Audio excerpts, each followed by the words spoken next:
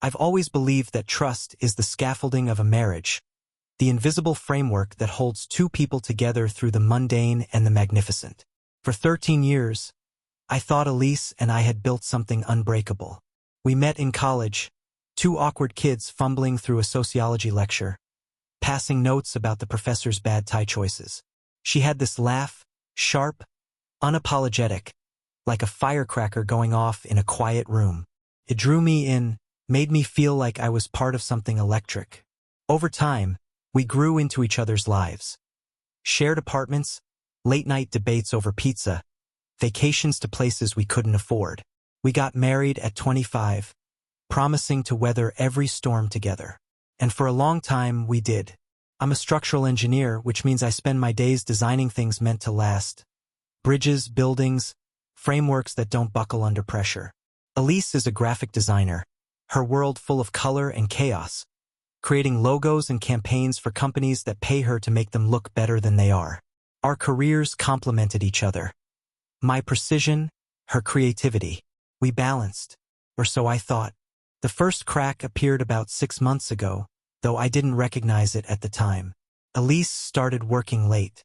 She'd always been passionate about her job, but these weren't the usual deadlines. She'd come home after 9, sometimes 10, her hair slightly mussed, her eyes bright in a way that didn't match the exhaustion she claimed. "Big project," she'd say, waving a hand dismissively as she poured herself a glass of wine. "Clients a nightmare." I didn't press. I trusted her. Why wouldn't I? She'd never given me reason to doubt. But the late nights piled up and other things shifted, too. She stopped, leaving her phone face up on the kitchen counter. She'd take calls in the other room, her voice low, punctuated by soft laughs I hadn't heard in a while. Once, I walked into the bedroom and found her typing furiously on her laptop, slamming it shut when she saw me. "Just work stuff," she said, her smile too quick, too tight. I nodded, ignoring the knot in my gut. I told myself I was being paranoid. Marriage isn't a courtroom. You don't demand evidence. Still, the knot grew. I started noticing details I'd overlooked.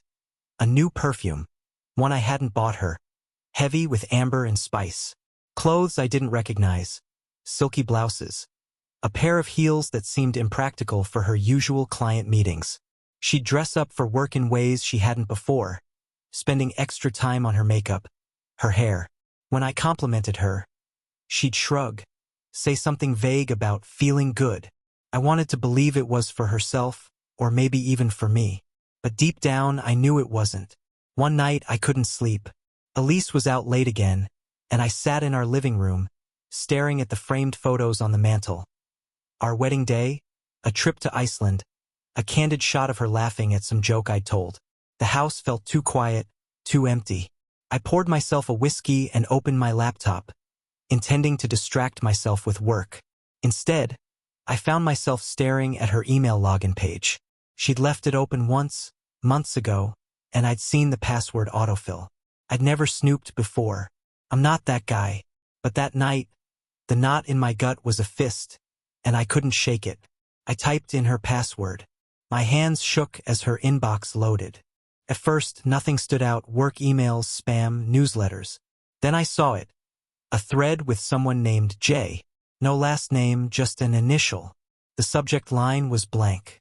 I clicked and my world tilted. The emails were short, cryptic, but unmistakable. "Missed you today," one read. "Can't wait for Thursday," another said, with a winking emoji. The most recent, from 2 days ago: "You looked incredible last night." Same place, same time. My stomach churned. I scrolled back, weeks worth of messages, each one a knife. They never mentioned names or specifics, but the tone, intimate, playful, told me everything. I checked the sent folder, hoping to find Elise's replies, but it was empty. She'd deleted them. Of course she had. I sat there, staring at the screen, my whiskey untouched. Part of me wanted to confront her the second she walked through the door. Another part wanted to pretend I'd never seen it, to go back to the life I thought we had. But the truth was a splinter, lodged deep, impossible to ignore. I logged out, closed the laptop, and waited. She came home at 11, her cheeks flushed, her bag slung carelessly over her shoulder. "Hey," she said, kicking off her shoes. "You're up late." "Couldn't sleep," I said, my voice steady despite the storm inside. "How was work?" "Fine," she said, heading to the kitchen. "Just long." She poured herself a glass of water, avoiding my eyes. I watched her, searching for something, guilt, fear, anything. But she just looked tired, maybe a little distracted. If she was hiding something, she was good at it. I didn't confront her that night, or the next. Instead, I started paying attention. I noted every late night, every vague excuse. I checked her phone bill online, something I'd never done before, and found a number she texted daily, sometimes dozens of times. It wasn't saved in her contacts, but the area code matched ours. I didn't call it. Not yet. I wanted to be sure. Weeks passed, and the evidence mounted. A receipt in her purse for a restaurant we'd never been to, time-stamped for a night she'd claimed to be at the office. A faint trace of cologne on her scarf, sharp and unfamiliar. Once, I saw her smile at a text, her face lighting up in a way it hadn't for me in months. Each discovery was a brick in the wall I was building, a case I didn't want to prove but couldn't stop. Then came the night that broke me. It was a Thursday, one of her late nights. I told her I had a work dinner, but I canceled it, driven by a need I couldn't name. I drove to her office, a sleek building downtown with floor-to-ceiling windows. Her car wasn't in the lot. I waited, parked across the street, my heart pounding. An hour passed. 2. At 9:30, a black SUV pulled up, and Elise stepped out. She was laughing, her hand on the arm of a man I didn't recognize. He was tall, broad-shouldered, with dark hair and a smile that screamed confidence. They stood close, too close, her body angled toward his. He said something, and she tilted her head back, laughing again. Then he leaned in, kissed her. A brief, familiar kiss, like it wasn't the first, and she didn't pull away. I gripped the steering wheel so hard my knuckles turned white. I wanted to get out of the car, to scream, to do something, anything, but I stayed frozen, watching as she waved goodbye and headed to her car. The SUV drove off and I followed it, my pulse a drumbeat in my ears. I don't know what I was thinking. Maybe I wanted to see where he lived, to put a name to the J. Maybe I just needed to move, to keep the pain from swallowing me whole. He drove to a gated community on the edge of town, the kind of place where people live who care a lot about status. I couldn't follow past the gate, but I noted the address. Then I drove home, my mind a fog of rage and grief. That night I didn't confront Elise. I didn't sleep next to her. I stayed in my guest room, staring at the ceiling, replaying that kiss, that laugh, that moment when my marriage crumbled. I knew who he was now, or at least I had a starting point. The next morning, I called a private investigator I'd found online, a guy named Ray who'd been with good reviews for sensitive cases. I told him everything, the emails, the texts, the SUV, the kiss. "I need to know who he is," I said, "and what they're doing." Ray was blunt, professional. "I'll take a week, maybe 2, he said. "You sure you want the details?" "I'm sure," I said, though I wasn't. But I couldn't live in the not knowing anymore. The waiting was hell. Elise acted like nothing had changed. She'd kiss my cheek in the morning, ask about my days, make dinner like we were still a team. I played along, every smile a performance, every touch a lie. I hated her for it, but I hated myself more for still loving her, for hoping I was wrong. Ray called 10 days later. "Got what you need," he said. "Meet me tomorrow." I agreed, my voice calm, my heart anything but. That night, I looked at Elise, curled up on the couch with her book, and felt the weight of 13 years pressing down. I didn't know what I'd do with the truth, but I knew I couldn't go back. The scaffolding was gone, and I was standing on air, waiting for the fall. The next morning, I met Ray at a diner on the outskirts of town, a place with cracked vinyl booths and coffee that tasted like it had been brewed last week. I chose it because it was far from anywhere Elise or her friends might go. Ray was already there, a wiry guy in his 50s with a face that looked like it had seen too many stories like mine. He had a manila envelope in front of him, unopened, and a cup of black coffee steaming beside it. I slid into the booth, my stomach a tangle of nerves. "You look like you haven't slept," Ray said, not unkindly. "I haven't," I admitted. "What did you find?" He tapped the envelope. "Everything you asked for, and some you didn't." He leaned back, studying me. "Before I hand this over, I gotta ask, you sure you want to open this box? Once you know, you can't unknow." I nodded, though my mouth was dry. "I need to know." He slid the envelope across the table. I didn't open it right away. Instead, I ordered a coffee I didn't want and waited for the waitress to shuffle off before pulling out the contents. Inside was a typed report, a stack of photos, and a USB drive. I started with the report, my hands steady despite the earthquake inside. The man's name was Julian Carver, 42, divorced, no kids. He owned a marketing firm that worked with Elisa's agency on joint projects. According to Ray, they'd met at a client pitch 8 months ago. Julian was wealthy. His house in that gated community was worth $3 million, and he had a second property in Aspen. The report detailed their meetings: lunches at upscale restaurants, drinks at bars I'd never heard of, late-night visits to a boutique hotel downtown. Ray had tracked them to the hotel 5 times in the past 2 weeks alone. There were dates, times, even a receipt from a florist for roses delivered to Elisa's office, signed with a J. I flipped to the photos. The first showed Elise and Julian at a cafe, her hand resting on his arm, their heads close like they were sharing a secret. Another caught them leaving the hotel, her hair slightly mussed, his tie loosened. The worst was a shot from the night I'd followed them. Julian kissing her outside her office, her body leaning into his.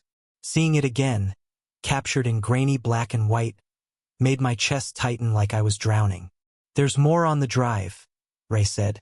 "Text logs, a few audio clips. Nothing explicit, but it's clear what's going on." I nodded, unable to speak.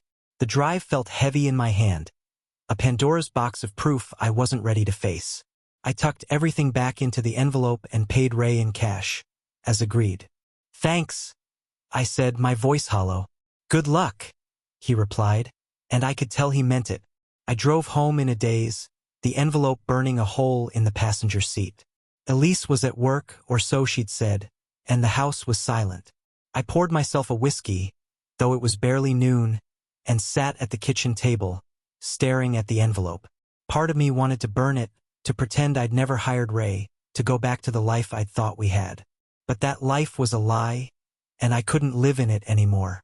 I plugged the USB drive into my laptop. The text logs were damning, flirty, intimate, full of inside jokes and plans to meet. "Can't stop thinking about you," Julian had written once. Elisa's reply, "You're making it hard to focus at work." There were heart emojis, winks, promises to make up for lost time. The audio clips were worse. One was a voicemail Julian had left on a burner phone Elise must have kept hidden. "Hey, beautiful. Just wanted to hear your voice. Call me when you're free." His tone was warm, possessive, like he had a claim on her. I closed the laptop, my hands shaking. 13 years of marriage, of building a life together, and she'd thrown it away for what? A thrill? A man with a bigger bank account? I didn't understand, and that hurt almost as much as the betrayal itself. I loved Elise, her laugh, her stubbornness, the way she'd hum off-key while cooking. I thought she loved me too. But the evidence was undeniable, a mountain I couldn't climb around. For days, I carried the truth like a weight, unsure what to do with it. I went to work, smiled at Elise over dinner, played the part of the oblivious husband. But inside, I was unraveling. I couldn't touch her, couldn't look at her without seeing Julian's hands on her. I slept in the guest room, claiming I was stressed about a project. She didn't question it. Maybe she was relieved. Then one night I snapped. Elise came home late, her perfume heavy, her eyes bright. She'd been with him, I knew it. She kissed my cheek, casual as ever, and said, "Long day. I'm gonna shower." Something in me broke. I didn't confront her. Not yet. Instead, I started planning. I didn't want a divorce. Not because I thought we could fix this. Trust, once shattered, doesn't glue back together. No, I didn't want a divorce because it was too easy, too clean. Elise had betrayed me, humiliated me, and I wanted her to feel the same kind of pain. I wanted Julian to suffer, too. Not physically, I'm not a violent man, but in a way that would hit them where it hurt most. Their reputations, their egos, their perfect little affair. I started by digging deeper into Julian. I used public records, social media, anything I could access without raising flags. He was a big deal in the marketing world, always at charity galas or industry events, his name in local business journals. His firm had a glossy website touting integrity and innovation. Hypocrite. I found his ex-wife's profile, too. A lawyer named Claire who'd moved to Chicago after their divorce. I wondered if he'd cheated on her, too. Next, I looked into Elise's agency. Her boss, Karen, was old school, big on professionalism. If she knew Elise was sleeping with a client, it wouldn't go over well. I also learned Julian's firm was pitching for a major contract with a national brand, one that could make or break his company. Any scandal could tank his chances. The pieces started coming together. I didn't want to just expose them, that was too simple. I wanted to orchestrate a fall so precise, so public, that they'd never recover. I spent nights sketching out ideas, each one more elaborate than the last. I'd lie awake, imagining Elise's face when she realized her secret was out, imagining Julian's smug smile crumbling. It wasn't enough to hurt them. I wanted to dismantle their lives, brick by brick, the way they dismantled mine. My first step was to gather more leverage. I hired Ray again, this time to tail Julian specifically. I need dirt, I told him. Anything, business deals, personal habits, doesn't matter. Ray didn't blink. He'd seen worse. While he worked, I started planting seeds. I accidentally left one of Elise's burner phone receipts on the counter, knowing she'd see it. She didn't mention it, but I caught her watching me later, her eyes wary. Good. I wanted her to squirm.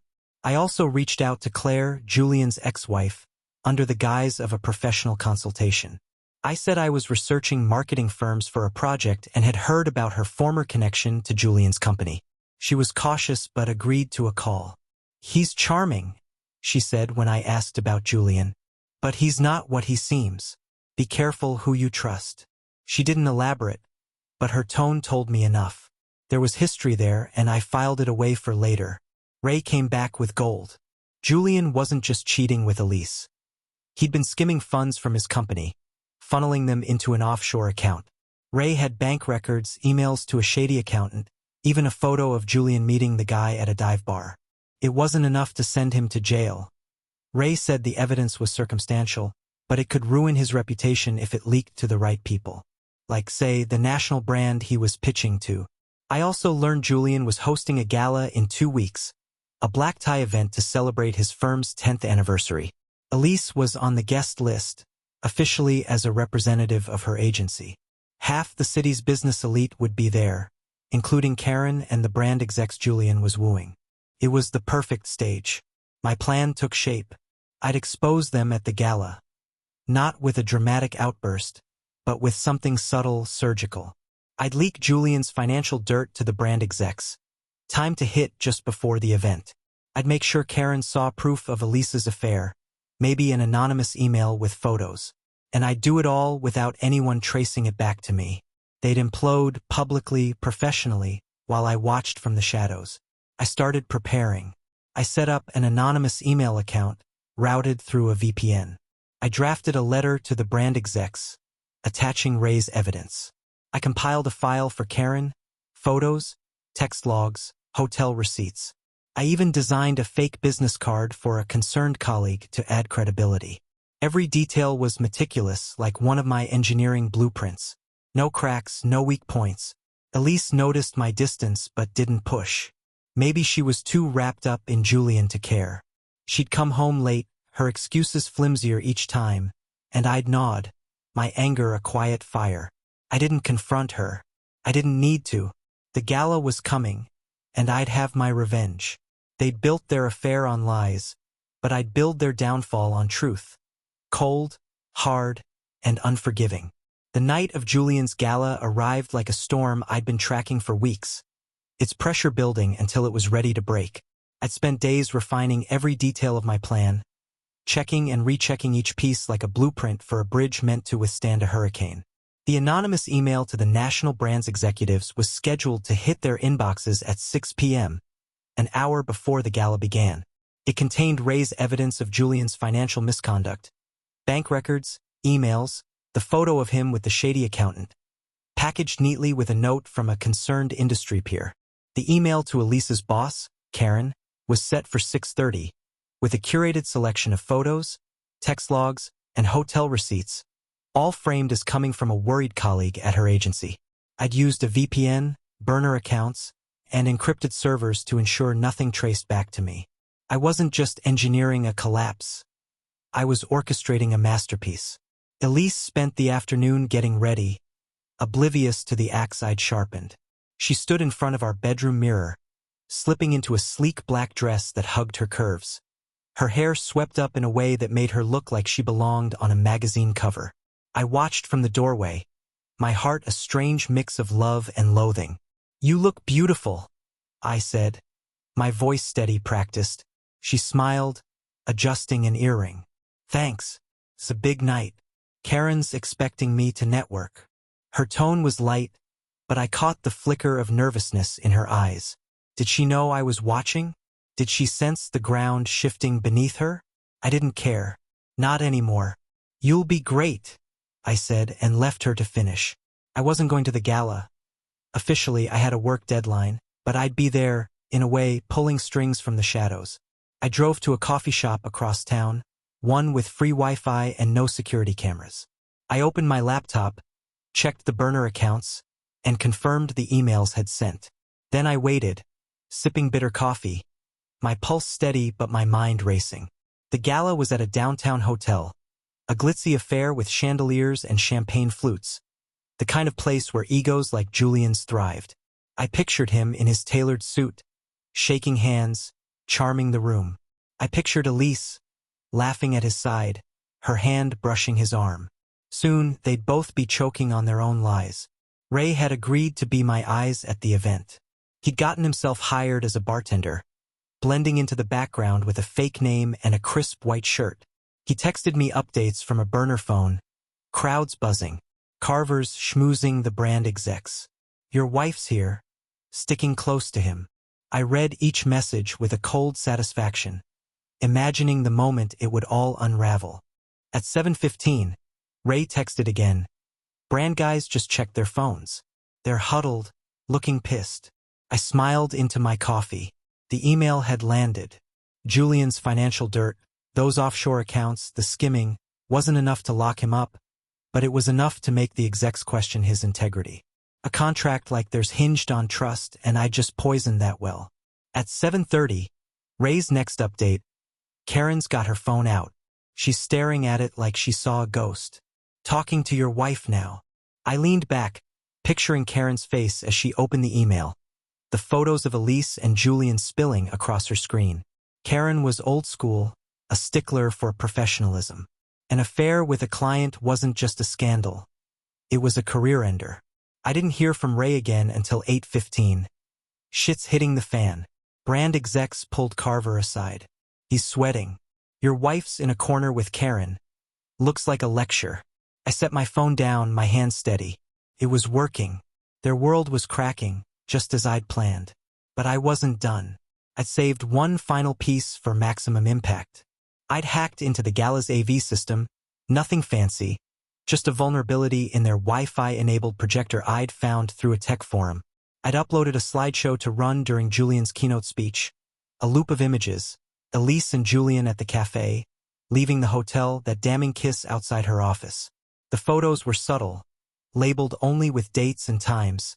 No commentary needed. I'd set it to trigger at 9 p.m., right when Julian would be toasting his firm's bright future. I drove to a parking garage near the hotel, close enough to see the glow of the venue's windows but far enough to stay invisible. At 9:02, Ray texted, "Slideshow's up, room's dead quiet, Carver's frozen. Your wife bolted." I closed my eyes, imagining the scene. The crowd's murmurs turning to gasps, Julian's face paling as his affair and his lies were laid bare, Elise fleeing in humiliation. I didn't feel joy. I didn't feel triumph. I felt empty. But it was the kind of empty that comes after a long, necessary purge. I drove home, the city lights blurring past.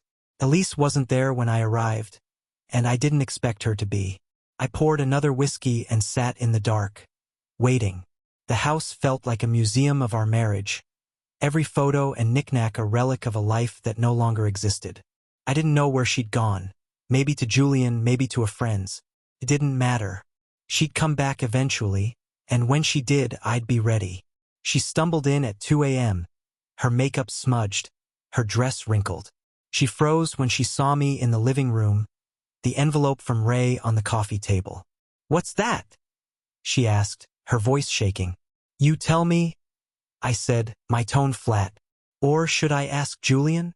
Her face crumpled, but she didn't deny it. "How did you?" "I saw you." I cut her off. "Weeks ago. Outside your office. I hired someone to find out the rest."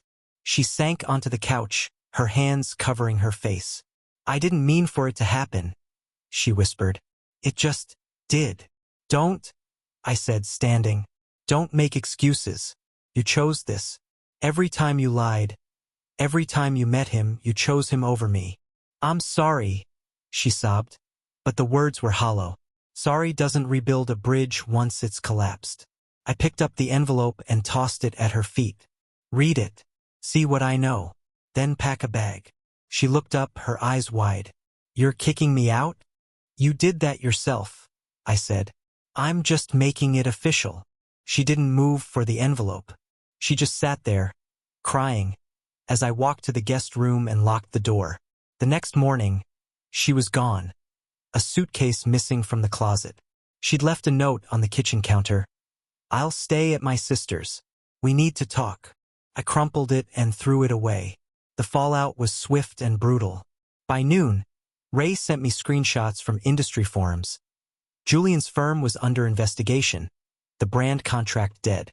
His reputation was in tatters, his gala a public humiliation. Elisa's agency fired her, citing unprofessional conduct. Karen had no tolerance for scandal, just as I'd predicted. Social media was alight with whispers. None of them named me, thanks to my careful planning. I didn't stop there. I sent Claire, Julian's ex-wife, an anonymous tip about his offshore accounts, suggesting she might want to revisit their divorce settlement. I heard later she hired a forensic accountant. I also tipped off a local business reporter who ran a story on Julian's questionable practices, keeping it vague enough to avoid a lawsuit but damning enough to linger. Elise tried to call me, sent texts begging to explain. I didn't answer. I didn't block her either. I wanted her to know I was choosing silence. Our lawyer got involved, and I filed for divorce, citing irreconcilable differences. I didn't need to drag her through the mud publicly. I'd already done enough. Months later, I sold the house.